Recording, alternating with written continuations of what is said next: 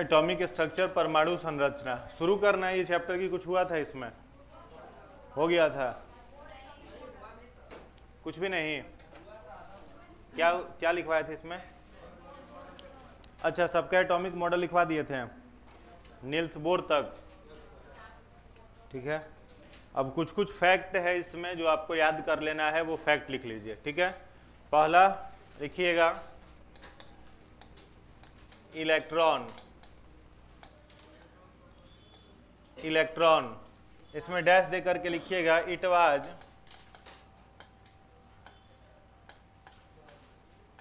Discover by J Thomson, comma it is also called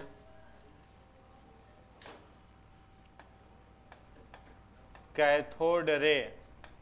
Hindi वाले लोग लिखेंगे इसे कैथोड रे भी कहते हैं, कैथोड रे भी कहते हैं, जिसकी खोज जे थॉमसन ने, जिसकी खोज जे थॉमसन ने की थी, जिसकी खोज जे थॉमसन ने की थी, जे थॉमसन ने की थी, है ना। इसका एब्सोल्यूट मास लिखिएगा, एब्सोल्यूट मास हिंदी में कहते हैं निरपेक्ष द्रव्यमान, निरपेक्ष द्रव्यमान। एब्सोल्यूट मास कितना होता है? 9.1 इंटू 10⁻⁻31 kg, यह लिख लीजिएगा एब्सोल्यूट मास, हिंदी में कहते हैं निरपेक्ष मास, ठीक है। फिर से लिखिए ना, आगे लिखिएगा रिलेटिव मास, दूसरा, इसी में दूसरा लिखिएगा रिलेटिव मास, रिलेटिव मास कितना होता है? 0.00054 AMU, 0.00054 AMU, ठीक है। और चार्ज लिखिएगा, चार्ज कितना होता है? -1.6 इंटू 10⁻⁻19 कूलम, ठीक है। चार्ज लिख लीजिए, इतना हो गया।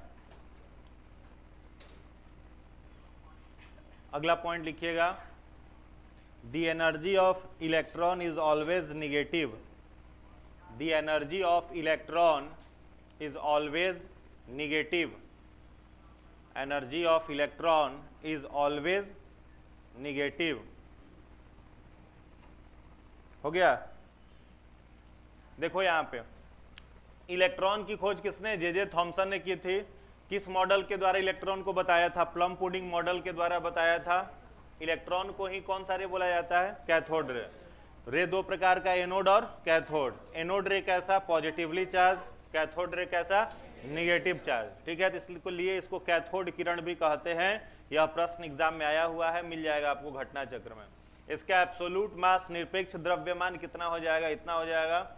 रिलेटिव मास जो होता है उसको किस में हम लोग लिखते हैं? AMU, एटॉमिक मास यूनिट में लिखते हैं, ठीक है। एटॉमिक मास यूनिट जो होता है वह क्या होता है? कार्बन का जो 12 आइसोटोप्स है, कार्बन के कितने आइसोटोप्स है? 2, और उन 2 आइसोटोप्स में कार्बन 12 जो है, इस कार्बन 12 का 1/12 हिस्सा जो कहलाता है वह किसके बराबर होता है? 1 AMU के बराबर होता है, ठीक है। 1 atomic mass is equal to क्या? कार्बन 12 का 12वां भाग, ठीक है। कार्बन 12 जो है उसका 12वां भाग बराबर क्या होता है? 1 AMU। तो नोट में एक पॉइंट लिखिएगा, नोट में लिखिएगा 1/12 the mass of 1 carbon atom, 1/12 mass of, लिख पहले चुपचाप, दांत खींच लेंगे पिलास से तो बोल मत, लिख चुपचाप।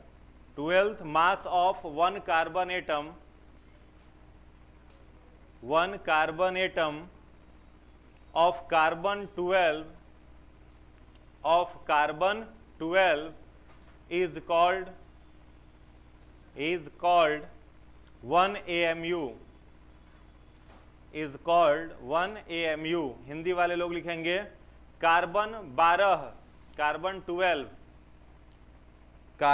12 के द्रव्यमान के 12वें भाग को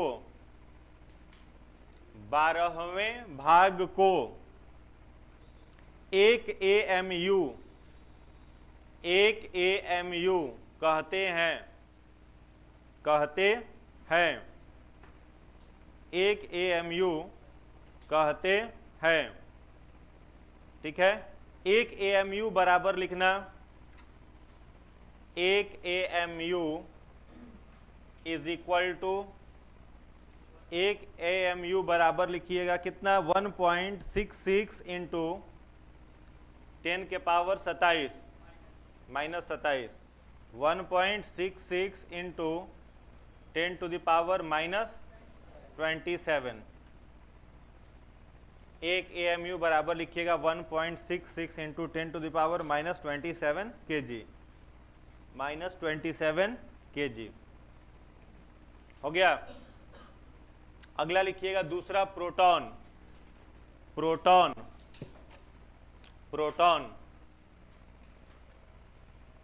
प्रोटॉन में लिखिएगा it was discovered by Goldstein. Proton में लिखिएगा it was discovered by Goldstein.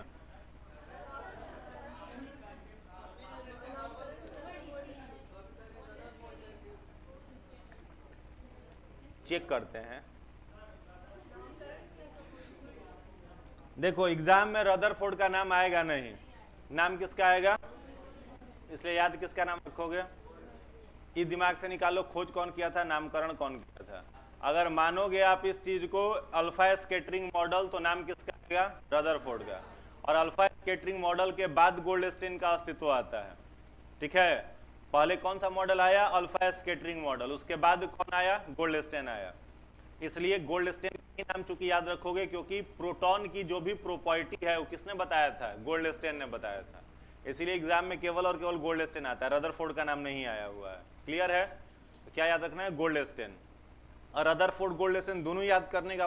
Rutherford का खाली याद कर लो, अल्फा स्कैटरिंग मॉडल और न्यूक्लियस की खोज, समझ में आया, नाभिक का खोज और अल्फा स्कैटरिंग मॉडल, ये दो चीज से याद रखिए रदरफोर्ड को। बाद बाकी प्रोटॉन में रदरफोर्ड का प्रवेश नहीं कराइए, आपके लिए शुभचिंता होगा, नहीं तो एग्जाम में जाकर के गलत कर दीजिएगा। क्लियर है, तो लिख लीजिएगा it was discovered by Goldstein. इसकी खोज गोल्डस्टेन ने की थी, इसकी खोज गोल्डस्टेन ने की थी।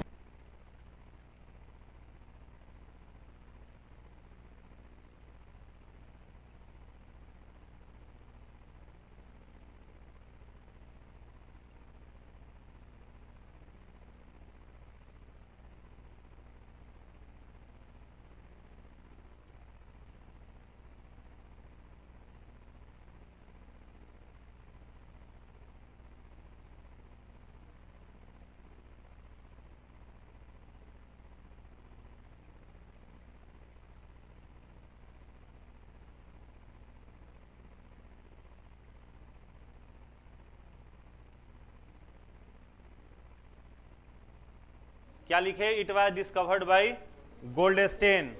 ठीक है, आगे लिखिएगा it is also called anode रे।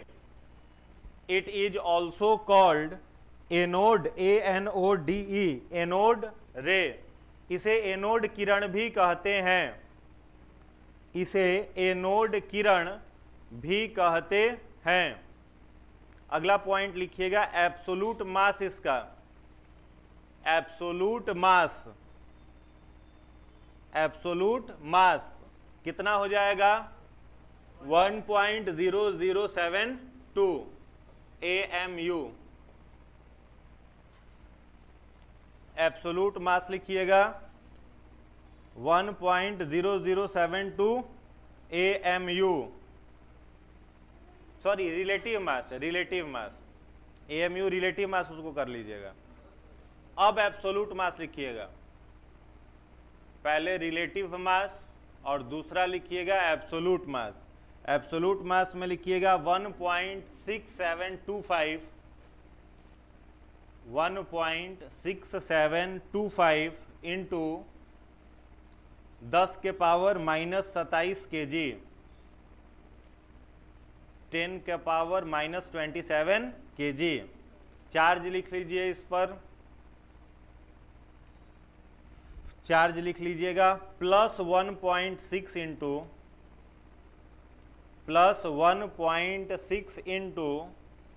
10 टू द पावर -19 कूलम। ठीक है, इलेक्ट्रॉन और प्रोटॉन पर चार्ज क्या है, सिमिलर है, बस आवेश का अंतर है। ठीक है, चार्ज का डिफरेंस है, उसकी प्रकृति विपरीत है। तीसरा लिखिएगा न्यूट्रॉन, न्यूट्रॉन, न्यूट्रॉन डैश दे करके लिखिएगा discover by Chadwick, discover by Chadwick. इसकी खोज चैडविक ने की थी, इसकी खोज चैडविक ने की थी। अगला पॉइंट लिखिएगा इट इज चार्जलेस, यह आवेश रहित होता है। इट इज चार्जलेस, यह आवेश रहित होता है। हो गया। इसका रिलेटिव मास लिखिएगा, रिलेटिव मास, रिलेटिव मास में लिखिएगा 1. रिलेटिव मास किस में जाएगा, एएमयू में 0086 1.0086 एएमयू। और निरपेक्ष द्रव्यमान लिखिएगा 1.6748 इंटू 10 के पावर -27 kg, 10 के पावर -27 kg। हो गया। नेक्स्ट लिखिएगा न्यूट्रीन, नेक्स्ट लिखिएगा न्यूट्रीन। यह चार्जलेस है, इसीलिए इसको खोजने में सबसे अधिक समय लगा था। इलेक्ट्रॉन प्रोटॉन पहले खोजा गया, सबसे लास्ट में क्या मिला था, न्यूक्लियस के अंदर न्यूट्रॉन मिला था। न्यूट्रीन लिखिएगा, न्यूट्रीन में लिखिएगा it was discovered bye poly. जितना वैज्ञानिक का नाम है सब याद कर लेना है। It was discover by poly, discover लिखा हुआ है बोर्ड पर, पॉली, PAULI, पॉली। अगला पॉइंट लिखिएगा it is massless and chargeless, यह द्रव्यमान तथा आवेश रहित होता है। आवेश रहित होता है। हो गया। अगला पॉइंट लिखिएगा meson, MESON, MESON, meson was discovered bye Yukawa. Meson की खोज युकावा ने की थी, युकावा ने की थी। वाइल, इसी में कंटिन्यू करिएगा, while boson was discover by, while boson BOSON, boson was discover by SN Bose, SN Bose. जबकि बोसोन की खोज, जबकि बोसोन की खोज SN Bose, SN Bose, SN Bose मतलब सत्येंद्र नाथ बोस ने की थी। ठीक है, सत्येंद्र नाथ बोस का ही एक और मॉडल हम लोगों ने पढ़ा था, बोस आइंस्टीन कंडेंसेट। ठीक है, तो सत्येंद्र नाथ बोस ने, साइंटिस्ट का नाम याद हो गया सबका। मेसोन का खोज किसने किया, बोसोन का खोज, पोजिट्रॉन का खोज, अभी नहीं लिखवाए पोजिट्रॉन, अच्छा, तो पोजिट्रॉन का खोज एंडरसन, थॉमसन ने प्रोटॉन का खोज गोल्डस्टेन, ठीक है, न्यूट्रॉन का खोज चैडविक ने, न्यूक्लियस का खोज रदरफोर्ड, मैक्सवेल एटॉमिक थ्योरी क्या था, इलेक्ट्रोमैग्नेटिक, कक्षा में नहीं घूरता है, इलेक्ट्रोमैग्नेटिक थ्योरी, विद्युत चुंबकीय सिद्धांत किसका था, मैक्सवेल का था, बोर बोरी मॉडल किसका था, नील्स बोर का था, प्लम पुडिंग मॉडल किसका था, जे थॉमसन का था, ठीक है। तो यही सब फैक्ट आपके लिए जरूरी है, इतना ही याद करना, जितना फैक्ट लिखा रहे हैं सब फैक्ट याद कर लेना है, कोई फैक्ट स्किप नहीं हो, क्लियर है। इसका घटना चक्र में बनाइएगा, चैप्टर दिया हुआ होगा, घटना चक्र में बनाइएगा तो सब यही फैक्ट मिलेगा, बाद बाकी कोई क्वेश्चन यहाँ से नहीं अराइज होगा, क्लियर है। चलिए नेक्स्ट लिखिएगा पोजिट्रॉन, पोजिट्रॉन,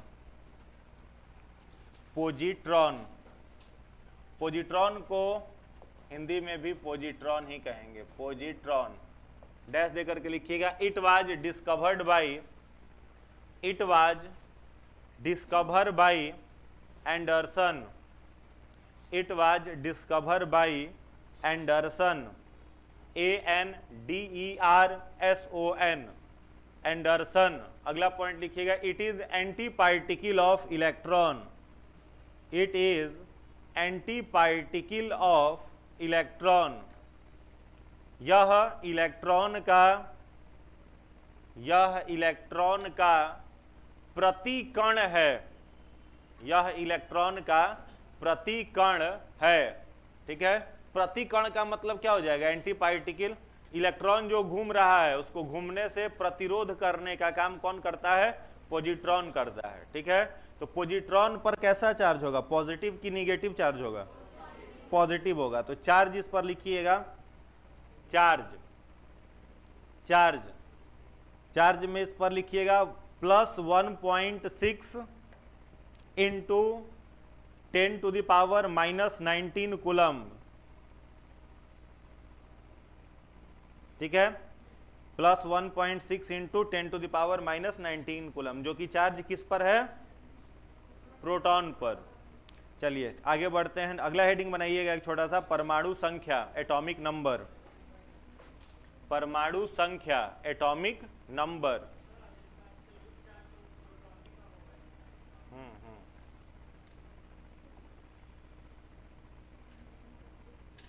हो गया, परमाणु संख्या, एटॉमिक नंबर। देखो एटॉमिक नंबर अगर आपसे पूछा जाए किसके बारे में, किस वैज्ञानिक ने सबसे पहले बताया, तो क्या कहिएगा, मोसले ने। किसने बताया, मोसले ने। जो मोसले वैज्ञानिक थे इनको क्या कहा जाता है, आधुनिक आवर्त सारणी का जनक कहा जाता है। सबसे पहला आवर्त सारणी बनाने का प्रयास किया था एक वैज्ञानिक ने, नाम था डोवेरिनियर। क्या नाम था, डोवेरिनियर। तो उन्होंने पीरियोडिक टेबल किस बेसिस पर बनाया, ट्राइड मेथड पर, ठीक है। त्रिक नियम जिसको कहा जाता है, हर एलिमेंट को 3-3 के ग्रुप में बैठा दिया। तो सही था कि गलत था, वो गलत था, सारे के सारे एलिमेंट नहीं अरेंज हो पाए। उसके बाद आया एक वैज्ञानिक जिसका नाम था न्यूलैंड। क्या नाम था, न्यूलैंड। तो न्यूलैंड जब आया तो उसने क्या किया, ऑक्टेव लॉ दिया, अष्टक नियम जिसको कहते हैं। यानी डोवेरिनियर ने जो एलिमेंट को 3-3 की संख्या में बताया था, न्यूलैंड ने उसे क्या किया, 8-8 के ग्रुप में अरेंज करके रखा। लेकिन उसका भी पीरियोडिक टेबल जो था वह क्या हो गया, फेल हो गया, गलत हो गया। पीरियोडिक टेबल में लगभग आपका 105 एलिमेंट शुरू में ही लेवाजियर बना करके चले गए थे, लेकिन उसमें उन्होंने उसकी प्रॉपर्टी को नहीं दिखाया था। जैसे पीरियोडिक टेबल आप देखोगे तो जैसे ही ऊपर से नीचे एलिमेंट्स में आते जाओगे, साइज उसका क्या होते जाएगा, इंक्रीज करते जाएगा। उसमें आप पीरियोडिक टेबल देख करके पता कर सकते हैं कि किसमें इलेक्ट्रोनिगेटिविटी ज़्यादा है, किसका साइज जो है वो क्या है, किसका एटॉमिक नंबर क्या होगा, किसका एटॉमिक मास क्या होगा। ये सारा इंफॉर्मेशन आप पीरियोडिक टेबल देख के जान जाएंगे। लेकिन जो लेवाजियर ने बनाया था वो पीरियोडिक टेबल क्या था, एक किताब के फॉर्म में था। मैंने आपको पूरी किताब पढ़नी पड़ेगी उस चीज़ को जानने के लिए। तो बाद में अलग अलग वैज्ञानिक आते गए। जब 118 एलिमेंट, शुरू में 118 तो थे नहीं, 105 ही थे। बाद में बहुत आगे चल करके 118 टोटल नॉन एलिमेंट्स बने। तो सबसे पहले प्रयास किया किसने, डोवेरिनियर ने। तो उसने त्रिक नियम दिया, ट्राइड मेथड दिया। बाद में आया न्यूलैंड, उसने कौन सा मेथड दिया, अष्टक नियम, ऑक्टेव लॉ दिया। उसके बाद कौन से आया, मेंडलीव। कौन है? मेंडलीव। तो मेंडलीव जब आए तो उन्होंने क्या किया, एटॉमिक मास के बेसिस पर पीरियोडिक टेबल को क्या करा, अरेंज कर दिया। अब जैसे ही एटॉमिक मास के बेसिस पर उन्होंने अरेंज किया तो बहुत सारा फॉल्ट उसमें निकल करके चला आया। पहला तो मिस्टेक ये आया कि हाइड्रोजन के लिए कोई जगह ही नहीं था उनके पीरियोडिक टेबल में, हाइड्रोजन को वो कहीं रख ही नहीं पाए थे, कह दिया कि ये आवारा कण है, इसको कहीं भी रख दीजिए। हाइड्रोजन को उन्होंने क्या कहा, आवारा कण, और कहा कि इसको जहां मन करे वहां रख दीजिए, इसका कोई स्पेशल जगह हम नहीं दे पाएंगे। दूसरा उनके पीरियोडिक टेबल में क्या फॉल्ट था, उन्होंने इनर्ट गैस के लिए कोई जगह ही नहीं छोड़ा था। जितना सारा इनर्ट गैस है, अक्रिय गैस है, टोटल कितने 8, उन अक्रिय गैसों के लिए कोई उन्होंने पीरियोडिक टेबल में कोई जगह नहीं देते, तो उनका भी पीरियोडिक टेबल गलत हुआ। तो बाद में कौन वैज्ञानिक आया, मोसले, और जब मोसले आया तो उसने पीरियोडिक टेबल को किस आधार पर बांटा, परमाणु क्रमांक के आधार पर, एटॉमिक नंबर के आधार पर बांटा। जब एटॉमिक नंबर के आधार पर बांटा तो हाइड्रोजन को भी प्रॉपर स्थान मिल गया और जितने सारे इनर्ट गैस थे उन सबको भी अच्छे जगह से प्लेस कर दिया गया। बात आई समझ में? तो जो एटॉमिक नंबर की बात हम लोग कर रहे हैं, परमाणु क्रमांक की बात कर रहे हैं, वो किसके द्वारा दिया गया था, मोसले के द्वारा दिया गया था। तो इसके बारे में कुछ फैक्ट्स हैं, उसको लिखिएगा। पहला पॉइंट लिखिएगा, it was discover by Mosle. It was suffocation हो रहा होगा, डैश देकर लिखिए, it was discover by Mosle.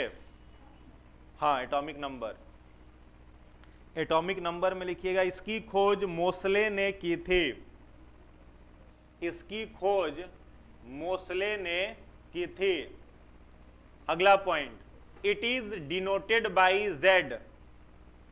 It is denoted by Z, इसे जेड से दर्शाते हैं, इसे जेड से दर्शाते हैं। अगला पॉइंट लिखिएगा, the total number of proton, the total number of proton in an atom is called atomic number, is called atomic number। Hindi वाले लोग लिखेंगे, परमाणु के नाभिक में मौजूद, परमाणु के नाभिक में मौजूद प्रोटॉन की कुल संख्या को, परमाणु के नाभिक में मौजूद प्रोटॉन की कुल संख्या को परमाणु क्रमांक कहते हैं। प्रोटॉन की कुल संख्या को परमाणु क्रमांक कहते हैं। अगला पॉइंट लिखिएगा, नेक्स्ट पॉइंट,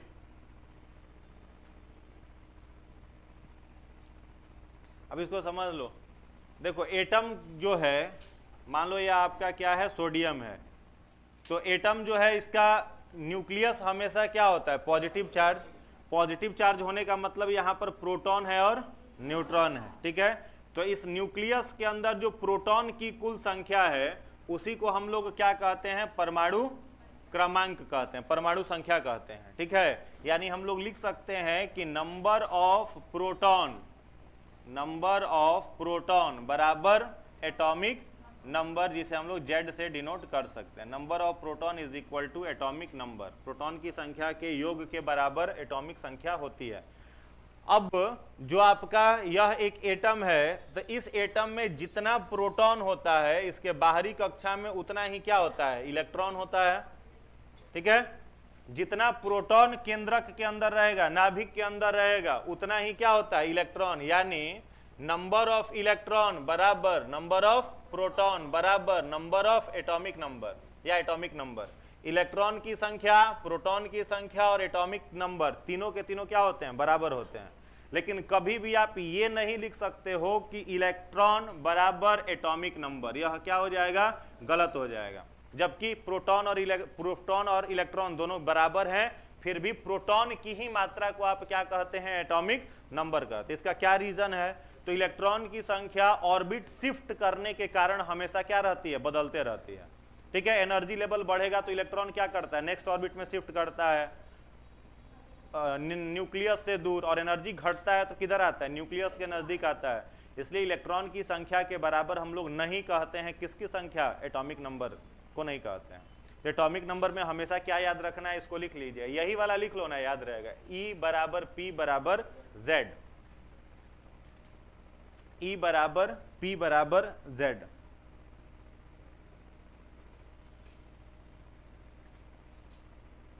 ठीक है, लेकिन किसकी संख्या के बराबर कहना है? प्रोटॉन, इलेक्ट्रॉन नहीं कहना है, याद रहेगा। आगे बढ़ते हैं, नेक्स्ट पॉइंट लिखिएगा। अच्छा बताओ, सोडियम कितना होता है? 11 23 होता है ना। तो सोडियम जो 11 23 है, इसमें आपको बताना है प्रोटॉन, इलेक्ट्रॉन और एटॉमिक नंबर। 11 12 कंफर्म। इलेक्ट्रॉन कितना है इसमें? ये क्या है? ये क्या है? Atomic number. ये क्या है? ये हो गया आपका एटॉमिक मास, ठीक है। और ये क्या हो गया? एटॉमिक नंबर, इसको जेड से डिनोट करते हैं। तो प्रोटॉन कितना हो जाएगा? देख के पता चल जाएगा, 11 हो जाएगा। और 11 में से इस 23 को क्या करना है? घटा देना है। तो कितना हो जाएगा? 12 हो जाएगा। तो 12 क्या हो जाएगा इसका? इलेक्ट्रॉन हो जाएगा, न्यूट्रॉन हो जाएगा। इलेक्ट्रॉन कितना रहेगा? 11 ही रहेगा। और एटॉमिक नंबर भी कितना रहेगा? 11। तीनों का तीनों 11 रहेगा। अब बाद में जब चैडविक में हम लोग आएंगे, तो चैडविक एक खोज किया किस चीज के बारे में? न्यूट्रॉन के बारे में। तो चैडविक ने क्या कहा कि न्यूट्रॉन की संख्या निकालनी है, तो एटॉमिक मास से किसको घटा देना है? एटॉमिक नंबर को क्या कर देना है? माइनस कर देना है। तो क्या आ जाएगा आपका? नंबर ऑफ न्यूट्रॉन आ जाएगा। तो इन दोनों को क्या करिएगा? घटा दीजिएगा, तो न्यूट्रॉन आ जाएगा, जो कि कितना हो जाएगा? 12 हो जाएगा, 12 हो जाएगा। समझ में आया? तो आप किसी भी पार्टिकुलर एलिमेंट को देख के पीरियोडिक टेबल में बता दीजिएगा आराम से कि उसमें ये आपका इलेक्ट्रॉन, प्रोटॉन, न्यूट्रॉन कितने कितने हैं। एटॉमिक नंबर बस पता होना चाहिए। क्लियर है? एक और बताइए, पोटेशियम 1939 का बताइए।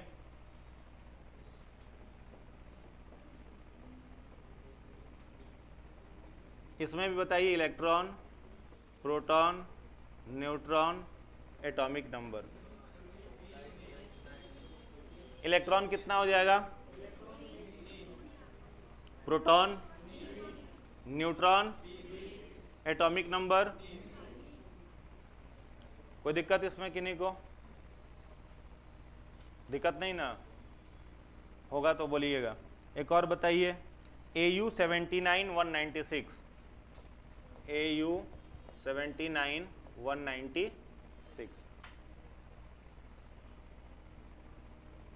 इलेक्ट्रॉन, प्रोटॉन और एटॉमिक नंबर, यह तीनों आपको दिख रहा है?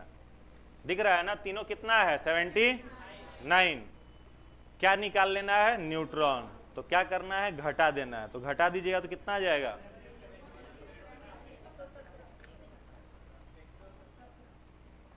जोड़ दिए हैं क्या जी आप लोग?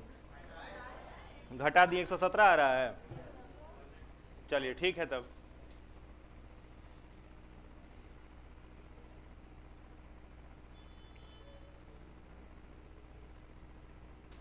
क्लियर है ना?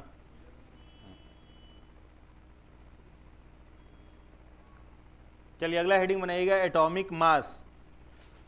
एटॉमिक मास, ये तीनों एग्जाम्पल लिख लीजिएगा। हो गया? एटॉमिक मास नेक्स्ट लिखिएगा। परमाणु द्रव्यमान, परमाणु द्रव्यमान, एटॉमिक मास, एटॉमिक मास, परमाणु द्रव्यमान।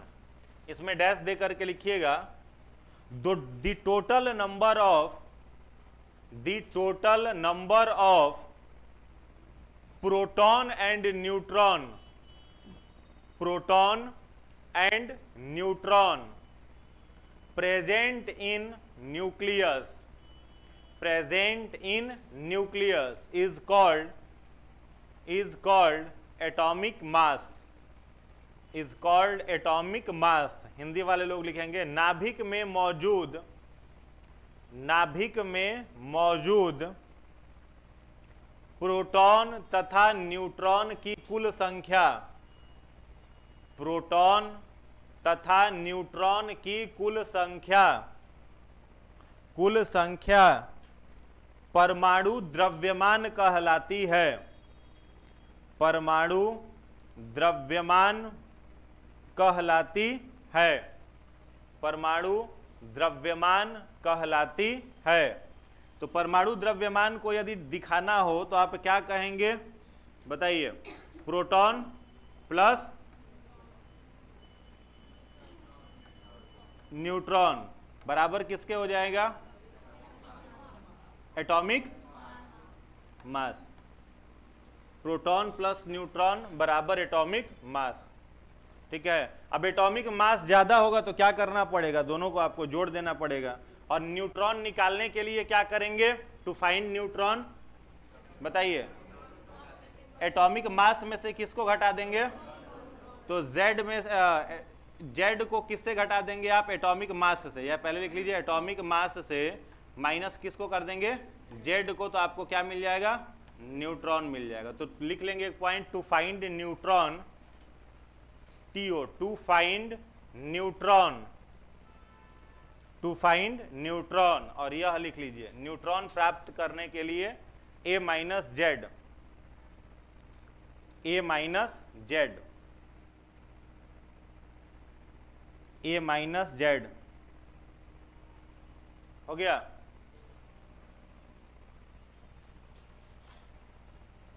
इसमें एक एग्जाम्पल लिखिएगा, एल्युमिनियम 1326, एल्युमिनियम 1326। इसमें न्यूट्रॉन निकाल के लिख लीजिए कितना, इलेक्ट्रॉन, प्रोटॉन, न्यूट्रॉन, सारा कुछ लिखिए इसका, सब कितना हो जाएगा? 13 हो जाएगा। चलिए अगला हेडिंग बनाइएगा, आइसो इलेक्ट्रॉनिक। नेक्स्ट हेडिंग बनाइएगा, iso electronic, iso electronic. The element, इसमें डैश देकर, आइसो का मतलब हिंदी में कहते हैं इसको सम इलेक्ट्रॉनिक। ठीक है, आइसो इलेक्ट्रॉनिक जो है, आइसो का मतलब क्या होता है? समान। आइसो इलेक्ट्रॉनिक, तो जहां जहां अब इसमें आइसोटोप्स मिलेगा, आइसो बार्स मिलेगा, आइसो न्यूट्रॉनिक मिलेगा, तो आइसो का मतलब होता है एक समान, यानी बराबर। ठीक है, तो वैसे एलिमेंट्स जिसमें किसकी संख्या बराबर हो? इलेक्ट्रॉन्स की संख्या क्या हो? बराबर हो। उन एलिमेंट्स को क्या कहते हैं? आइसो इलेक्ट्रॉनिक कहते हैं। तो इसमें डैश दे करके लिखिएगा, the elements which have equal number of electrons, which have equal number of electron. Hindi वाले लोग लिखेंगे, वैसे तत्व जिनमें इलेक्ट्रॉन की संख्या समान होती है, इलेक्ट्रॉन की संख्या समान होती है, समान होती है, उन्हें सम इलेक्ट्रॉनिक कहते हैं, उन्हें सम इलेक्ट्रॉनिक कहते हैं, सम इलेक्ट्रॉनिक कहते हैं। एग्जाम्पल में लिखिएगा, पहला एग्जाम्पल इसमें लिखिएगा सोडियम, दूसरा एग्जाम्पल लिखिएगा मैग्नीशियम, सोडियम मैग्नीशियम। तीसरा उदाहरण इसमें आप लिख सकते हैं किसका? एल्युमिनियम भी लिख सकते हैं, एल्युमिनियम, एल्युमिनियम, Al, एल्युमिनियम कितना हो जाएगा? 13। चौथा एग्जाम्पल लिख सकते हैं नियॉन, नियॉन। और चौथा एग्जाम्पल आप बस 4 ही ये रखो। ठीक है, अब इसे सब आपसे पूछा जा सकता है कि आइसो इलेक्ट्रॉनिक इनमें से कौन कौन है। क्वेश्चन कैसे दे देगा? 4 मान लो कोई एलिमेंट दिया, ठीक है, और 4 एलिमेंट में से आपको निकालना होगा 2 एलिमेंट दे देगा, क्या? सोडियम और मैग्नीशियम, और बाद बाकी 2 ऑप्शन में कोई भी एलिमेंट उठा करके रख देगा 118 में से। तो आप क्या कहिएगा कि सोडियम और मैग्नीशियम दोनों एक दूसरे का क्या है? Iso electronic. अब आइसो इलेक्ट्रॉनिक निकालने के लिए क्या समझना पड़ेगा कि इसमें इलेक्ट्रॉन की संख्या कितनी है, देखना पड़ेगा ना। तो इलेक्ट्रॉन क्या होता है? तो इलेक्ट्रॉन की संख्या हम लोग किस में देखते हैं? सबसे बाहर वाले ऑर्बिट में। इलेक्ट्रॉन किस में गिनेंगे? सबसे बाहरी ऑर्बिट में। तो सबसे बाहरी ऑर्बिट में इलेक्ट्रॉन इसका, जैसे मान लो यह आपका सोडियम है, तो सबसे बाहरी ऑर्बिट इसका ये हो गया। अब इसमें प्रोटॉन की संख्या कितनी होगी?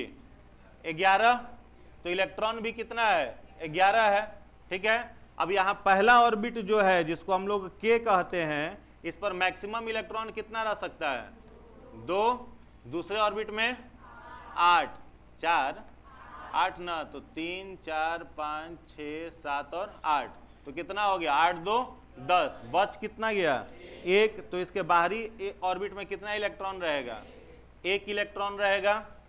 तो बाहरी ऑर्बिट में अब 1 इलेक्ट्रॉन है, तो जब तक इसके पास कुल 8 इलेक्ट्रॉन नहीं होंगे यह स्टेबल होगा? नहीं होगा। तो यह 1 इलेक्ट्रॉन को दूसरे को क्या कर देगा? डोनेट कर देगा। मेटल में एक प्रॉपर्टी होती है, मेटल्स जो होते हैं वो इलेक्ट्रॉन डोनर होते हैं। क्या करते हैं? इलेक्ट्रॉन डोनेट करते हैं। और नॉन मेटल्स जो होते हैं वो इलेक्ट्रॉन क्या करते हैं? एक्सेप्ट करते हैं। तो मेटल्स आर इलेक्ट्रॉन डोनर। तो यह जो होगा 1 इलेक्ट्रॉन को यदि दे दे तो यह इसके ऑर्बिट में तो 8 इलेक्ट्रॉन है सेकेंड ऑर्बिट में, तो यह स्टेबल हो जाएगा। तो यहां पर क्या हम एक प्लस साइन लिख सकते हैं? लिख सकते हैं। ठीक है, अब एक अगर आपने प्लस साइन लिया, इसका मतलब क्या है? यह 1 इलेक्ट्रॉन डोनेट कर रहा है, दूसरे को 1 इलेक्ट्रॉन क्या कर रहा है? डोनेट कर रहा है, दे रहा है। तो यहां पर जब 1 इलेक्ट्रॉन यह दूसरे को दे दिया तो 11 माइनस 1 कितना हो जाएगा? 10 इलेक्ट्रॉन। क्लियर है? मैग्नीशियम है, देखो तो मैग्नीशियम के बाहरी कक्षा में कितना इलेक्ट्रॉन होगा? 2 इलेक्ट्रॉन होगा ना जी, 2 इलेक्ट्रॉन, 2, 8 और 2, तो बाहरी कक्षा में 2 इलेक्ट्रॉन। तो यहां पर क्या लिख दोगे? 12 माइनस 2 कितना होगा? 10 हो जाएगा। एल्युमिनियम और साइन कितना दे दोगे? 2 प्लस साइन। एल्युमिनियम कितना है? 13, तो क्या लिखिएगा? 2, 8 और 3, तो यह कितना इलेक्ट्रॉन डोनेट कर रहा है? 3। तो यहां पर कितना साइन? 3 प्लस साइन, तो 13 माइनस 3 कितना हो जाएगा? 10 हो जाएगा। और नियॉन के पास पहले से क्या है? 10 है, तो यह आपका पूरा है, कंप्लीट है। यहां पर भी कितना है? 10 हो जाएगा। तो ये चारों एक दूसरे के क्या कहलाएंगे? आइसो इलेक्ट्रॉनिक कहलाएंगे, सम इलेक्ट्रॉनिक कहलाएंगे। लिख लीजिए एग्जाम्पल में चारों।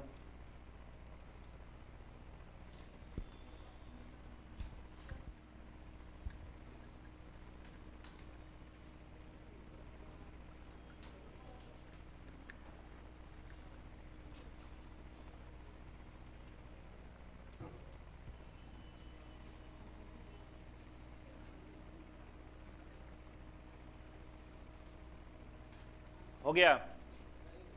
जल्दी लिख लीजिए।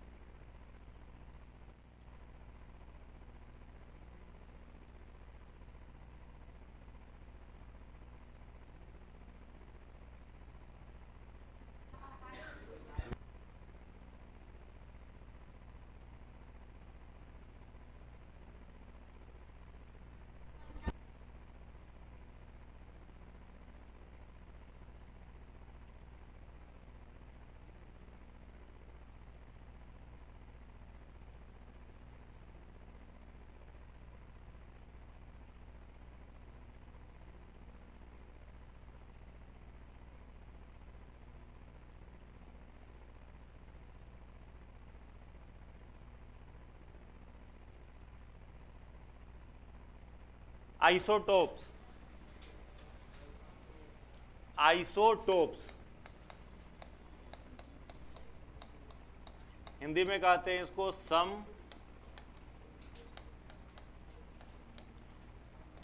समस्थानिक, आइसोटोप्स समस्थानिक, इसमें डैश देकर के लिखिएगा।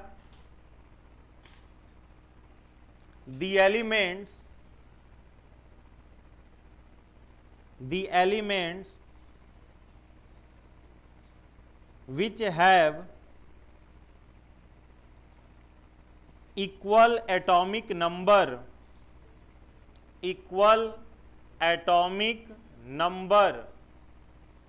but different atomic mass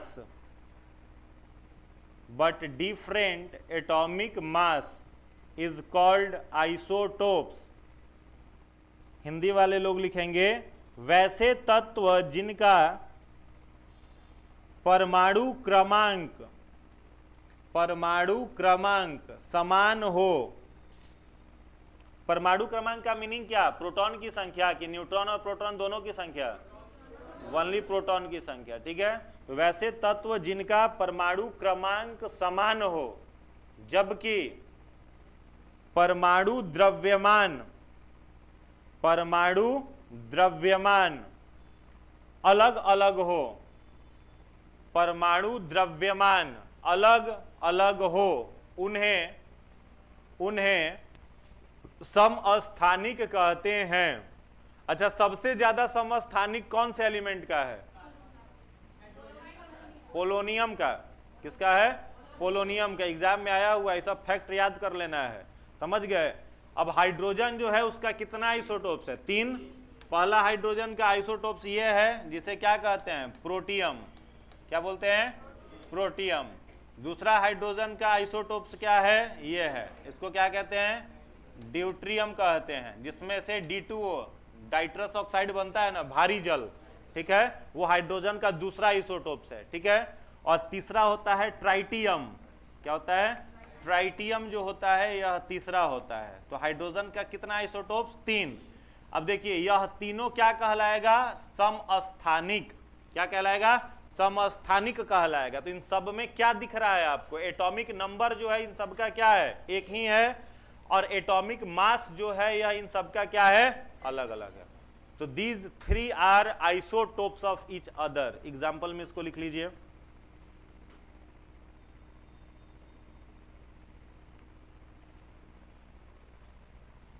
दूसरा एग्जाम्पल लिखिएगा यूरेनियम, एटॉमिक नंबर 92, एक होता है 235, और इसी यूरेनियम का होता है एटॉमिक नंबर 92 ही 238।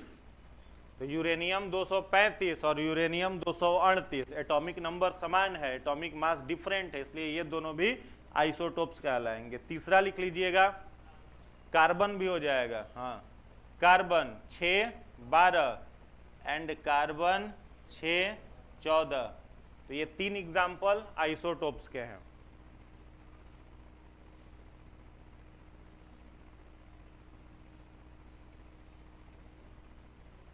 हो गया?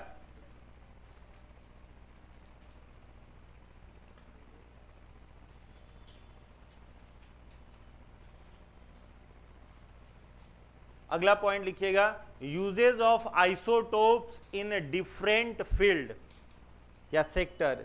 Usage of isotopes in different sector. Hindi वाले लोग लिखेंगे समस्थानिकों का प्रयोग, समस्थानिकों का प्रयोग, समस्थानिकों का प्रयोग। पहला लिखिएगा इसमें, पहला कार्बन 14, कार्बन 14 जो यहां पर लिखा हुआ है, ठीक है, लिखिएगा कार्बन 14। पहला में लिखिएगा कार्बन 14, डैश देकर के लिखिएगा यूज टू नोन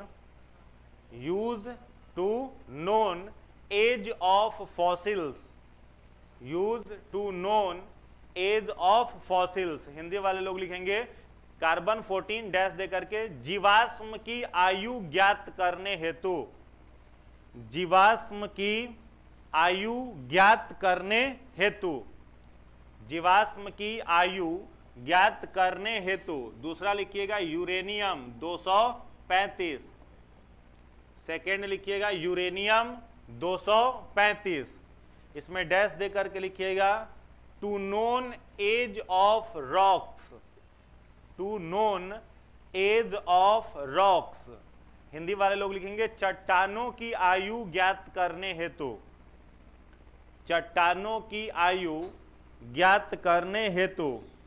तीसरा लिखिएगा, तीसरा आयोडीन 131, आयोडीन 131 डैश देकर के लिखिएगा in treatment of goitre, in treatment of goitre, घेंघा रोग के उपचार में, घेंघा रोग के उपचार में। चौथा लिखिएगा Fe59,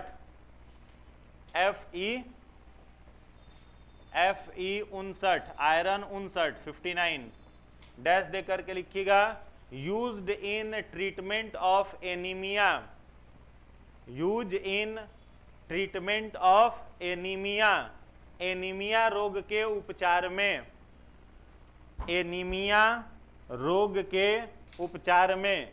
एनीमिया समझते हैं कौन सा रोग होता है? इसको हिंदी में कहते हैं रक्त अल्पता। एनीमिया में शरीर में खून की कमी हो जाती है क्या? किसकी कमी हो जाती है? हीमोग्लोबिन। और हीमोग्लोबिन क्या होता है? आयरन। हीमोग्लोबिन क्या होता है? आयरन। तो इसी के द्वारा उस आयरन को क्या किया जाता है? इनहेल किया जाता है, ठीक किया जाता है। सब आइसोटोप्स आया हुआ है, सब आइसोटोप्स याद होना चाहिए। टेस्ट में इन सब आइसोटोप्स से क्वेश्चन रहेगा। जैसे ही खत्म होगा यह चैप्टर तुरंत इसका 50 क्वेश्चन का टेस्ट हो जाएगा, ठीक है? 50 क्वेश्चन का। इसलिए जितना चीज हम बोल भी रहे हैं, हो सकता है कुछ कुछ चीज लिखाए नहीं, केवल बोल दे, उतना भी माइंड मैप बना करके रखिएगा, उसको छोड़िएगा मत, वो टेस्ट में रहेगा ही रहेगा क्वेश्चन। समझ गए ना? फिर छटपटाइएगा मत बाद में। चलिए नेक्स्ट लिखेंगे पांचवा। पांचवा लिखिएगा आर्सेनिक 74, आर्सेनिक 74 AS74 डैश देकर के लिखिएगा use in treatment of tumour, use in treatment of tumour. Hindi वाले लोग लिखेंगे ट्यूमर के उपचार में, ट्यूमर के उपचार में। ट्यूमर समझते हैं ना, माथा में हो जाता है, ब्रेन ट्यूमर जिसको कहते हैं। कैंसर में और ट्यूमर में अंतर है, और कैंसर और ट्यूमर में आइसोटोप्स का भी अंतर है, दोनों का इलाज अलग अलग आइसोटोप्स से होता है, ठीक है? तो आर्सेनिक का प्रयोग किस में किया जाता है? ट्यूमर में। ट्यूमर भी कह सकते हैं कि कैंसर का ही एक तरीका है, लेकिन उसमें एक फिक्स समय के बाद कोशिका का विभाजन क्या हो जाता है? रुक जाता है। इसलिए आर्सेनिक 74 किस में? ट्यूमर में। चलिए छठा लिखिएगा कोबाल्ट 60, छठा आइसोटोप्स लिखिएगा कोबाल्ट 60, कोबाल्ट 60 डैश देकर के लिखिएगा use in treatment of cancer, cancer के उपचार में। कोबाल्ट 60 कैंसर के उपचार में। और लास्ट लिखिएगा सोडियम 24 Na24, Na24 इसमें डैश दे करके लिखिएगा use in blood clotting, use in blood clotting, रक्त का थक्का जमाने में इसका प्रयोग होता है, रक्त का थक्का जमाने में इसका प्रयोग होता है।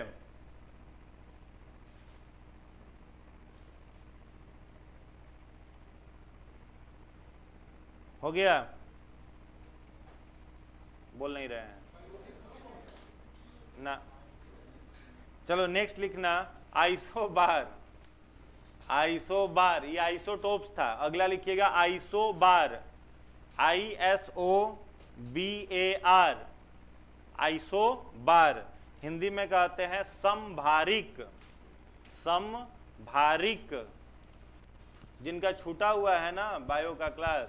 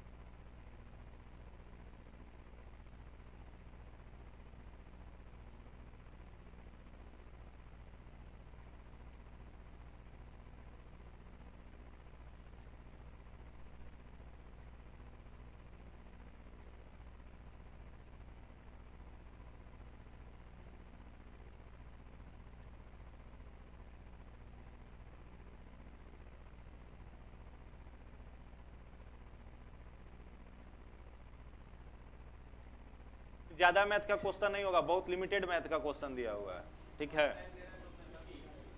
फर्स्ट टाइम ले रहा, उसमें बहुत सारे स्टूडेंट ऐसे भी होते हैं जिनका पढ़ाई बहुत साल से छूटा हुआ है, बीएड क्वालिफाई कर लिए हैं, सीटेट क्वालिफाई किए, वेट कर रहे हैं वैकेंसी आने का, तो वैकेंसी तो बड़ा बड़ा लंबा समय के बाद आता है। वैकेंसी भी इस बार बम्फर वैकेंसी दिए हुए है, 1,78,600 कुछ है, मान के चलो 1,80,000 वैकेंसी दिया है। सैलरी भी हैंडसम सैलरी है जी, 45 से 50 के भी सैलरी है। बीएड है क्या इसमें कोई? CTET qualify? पहले ही मिठाई खिला दो सबको, हो गया तुम्हारा। आपका भी बीएड क्वालिफाई, सीटेट क्वालिफाई है, अब क्या चाहिए आप लोगों का? हो गया जॉब। 45 कैसे? आपका कौन सा है? प्राइमरी है, सेकेंडरी है, सीनियर सेकेंडरी भी है, 10th तक का है आपका, 8 तक का है। हाँ चलिए 8 तक का भी है तो 50,000 रुपया तनख्वाह।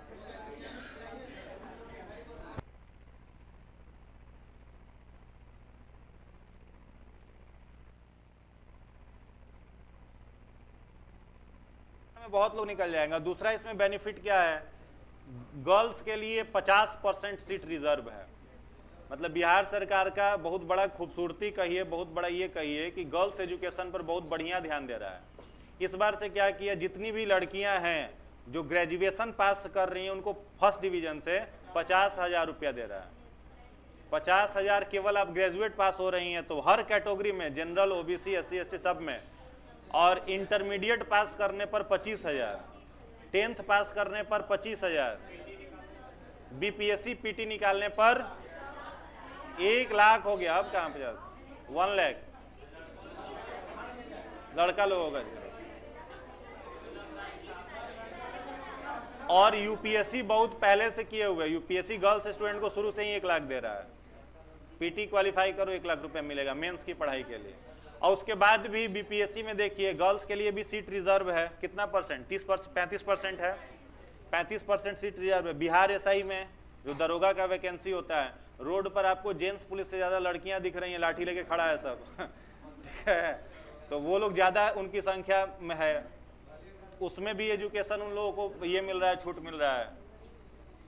और इस टीचर वाले में तो कितना, 50% एकदम फिक्स है। तो थोड़ा सा भी अगर गर्ल्स कैंडिडेट जो है वो थोड़ा सा भी पढ़ ले तो शिक्षक बनना एकदम तय है। ठीक है, बॉयज की अपेक्षा थोड़ा कम भी पढ़े ना तो उन लोगों का सीट खाली रह जाएगा, जबरदस्ती उन लोगों को प्रवेश कराया जाए, पहुंचे टीचर बनिए। ये बॉयज के लिए तो थोड़ा सा मारा मारी है, लेकिन गर्ल्स कैंडिडेट के लिए बिल्कुल नहीं है। जो जय हिंद बोलता है ये सब करेगा, समझ गए? तो आप लोग कल ले आइएगा हरीलाल से, ठीक है आप लोग टीचर बन गए। चलिए, उसमें सिलेबस वही है, मतलब 80% जीएस और बाद बाकी रहेगा पेडागोजी और चाइल्ड डेवलपमेंट, CDP। तो पेडागोजी में लिमिटेड सिलेबस, उसका किताब पढ़ लीजिए। चाइल्ड डेवलपमेंट का तो क्वेश्चन ऐसे ही बनेगा। पेडागोजी में कुछ कुछ थ्योरी है ना, अलग अलग, उसमें बहुत सारे जो विद्वान हुए हैं उन लोगों का थ्योरी है। और चाइल्ड डेवलपमेंट में ज्यादा कुछ नहीं है, कॉमन सेंस से क्वेश्चन बन जाएगा। पीटी मेंस भी होना चाहिए हमको लग रहा है। अभी फाइनल सिंगल एग्जाम है, सिंगल एग्जाम है। अब पढ़े लिखे टीचर पहुंचेंगे, बिहार सरकार में पढ़े हुए टीचर आएंगे। हाँ, स्वेटर बिनने वाली शिक्षिकाएं नहीं पहुंचेंगी। बहुत सारे अलग अलग ये स्टेट में जाइएगा तो वहाँ पर, जैसे अपने बिहार में प्रोफेसर की वैकेंसी कौन लेता है? यूजीसी लेता है। नेट JRF क्वालिफाई करिए, यूजीसी करिए, यूजीसी के द्वारा प्रोफेसर का होता है। बहुत सारे स्टेट में ऐसा, जैसे एमपी वगैरह में जाओगे तो वहाँ पर बीपीएससी लेक्चरशिप का भी वैकेंसी एग्जाम लेता है। मतलब बीपीएससी नहीं, वहाँ का MPPCS, वहाँ का जो PCS है वो लेता है। और भी कुछ कुछ स्टेट है जिसमें वो चीज़ बहुत पहले से है। बीपीएससी अच्छा पहल किया है, गवर्नमेंट के द्वारा किया गया है कि अब टीचर में भी ये आ गया। अगर देखो, अगर ऐसे ही बैठे हुए हो ना तुम लोग, मतलब ग्रेजुएशन करके बैठे हुए हो, कोई नया कोर्स नहीं ले रहे हो या पीजी में एडमिशन नहीं लिए हो, तो बीएड में ले लो एडमिशन। ठीक है, अगर कुछ कर नहीं रहे हो, ग्रेजुएशन करके ऐसे ही निठल्ले बैठे हुए हो, पीजी नहीं कर रहे हो, तो ले लो एडमिशन। क्या जा रहा है एडमिशन लेने में? तो वो आपको फर्स्ट ईयर में ही ना लेना पड़ेगा। अब कुछ स्टूडेंट सेकेंड ईयर में आए तो वो क्या करेगा? ठीक है, तो ग्रेजुएशन पूरा हो जाए तो बीएड कर लेना है। अब कैट मैट वो एमबीए में काली घुस रहे उधर, वो अलग चीज है। समझ गए? 7वां फेज का फिर वैकेंसी आएगा। अभी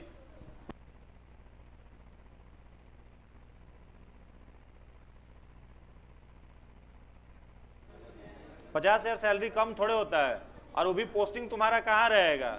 घर के पास, गांव में पोस्टिंग रहेगा। माने 50 का 50,000 रुपया सेविंग है। खराब है मास्टर साहब, तब सबसे अधिक इज्जत मिलेगा। भविष्य निर्माता रहोगे, बच्चों को पढ़ा लिखा करके भविष्य बनाओगे उनका, तो इससे अच्छा कोई प्रोफेशन थोड़े है। पहले के टाइम में मतलब लास्ट ऑप्शन माना जाता था, कोई कुछ नहीं किया तो क्या बन जाओ। अब ये ट्रेड बदलेगा, पढ़ लिख करके मास्टर बनो, नहीं ईमानदारी से। लास्ट ऑप्शन नहीं कि हर जगह से फेल हो गए तब मास्टर। 1.5 लाख में मास्टर अब नहीं होगा। हाँ,